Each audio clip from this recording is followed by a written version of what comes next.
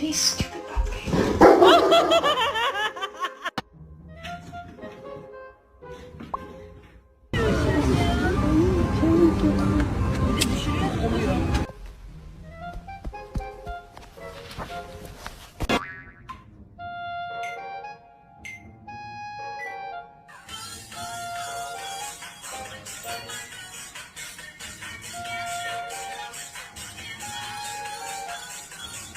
Ziggler makes it back to his feet. Is he going to deliver sweet? Oh!